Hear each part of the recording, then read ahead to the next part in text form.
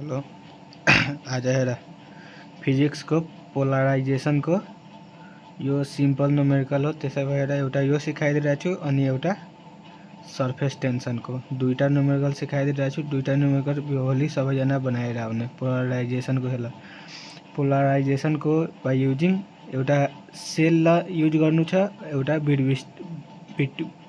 बिटविस्ट र Snell's law को हुन्छ mu equal to 1/sin c।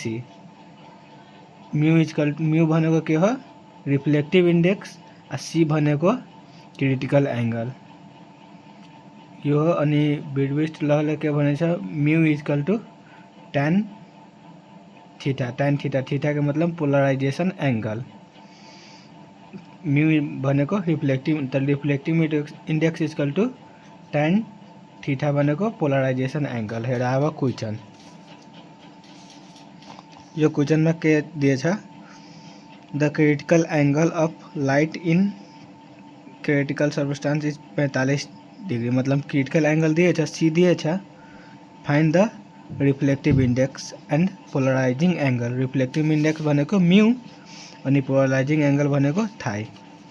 तो बाई रिफ्लेक्टिव इंडेक्स निकाल्नको लागि by using Snell's law mu equal to 1/sin c। तो 1/sin c भनेर क्रिटिकल एंगल दिएछ यहाँ 45 दिएछ भने म्यू इक्वल टू 1/sin को भ्यालु 1/√2 तो यो भन्दा यो माथि गइहाल्छ भने √2 आइहाल्छ।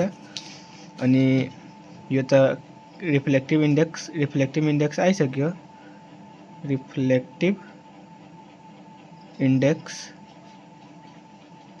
अब आयो यो छ थीटा मतलब पोलराइजिंग एंगल पनि सोधेछ पोलराइजिंग एंगल। तो पोलराइजिंग एंगल निकाल्नको लागि थीटा को मान निकाल्नु पर्छ। थीटा को मान म्यू को मान हामीलाई थाहा छ थीटा को मान आइहाल्छ बिटविस्ट र mu equal to tan theta. तो tan थाई को मान थीटा हाल्दिने थीटा हालेर अनि tan लाई इन्भर्स गर्दिने और √2 मतलब यस्तो tan theta equal to mu. तो theta equal to tan inverse mu यो गर्ने पोलराइजिंग एंगल आइहाल्छ। सबै क्वेश्चन यस्तै सोधेको हुन्छ। यो तिमीहरूलाई बादमा सिकाउँछु यस्तो पाराले बनाइले यो प्रब्लम आउँछ त मलाई भन्ने। Reflective index create substance reflective index दिएछ म्यू को मान दिएछ म्यू को मान यहाँ दिएछ। अब के भनेछ find critical angle and polarising angle critical angle भनेको सी एंड पोलराइजिंग एंगल भनेको थाई चाहिए आईपी जेले मान आफ्नो डिमिनेट गर्नु मन छ। तब मलाई क्रिटिकल एंगल म्यू को मान दिएछ भने पोलराइजिंग एंगल त यहाँ आइहाल्छ। म्यू को मान दिएछ भने पोलराइजिंग एंगल tan लाई इन्भर्स गर्दिने अनि म्यू को मान हाल्दिने। त रिफ्लेक्टिभ पोलराइजिंग एंगल आइसक्यो। अब पोलराइजिंग एंगल आइसक्यो त अगेन बाई युजिङ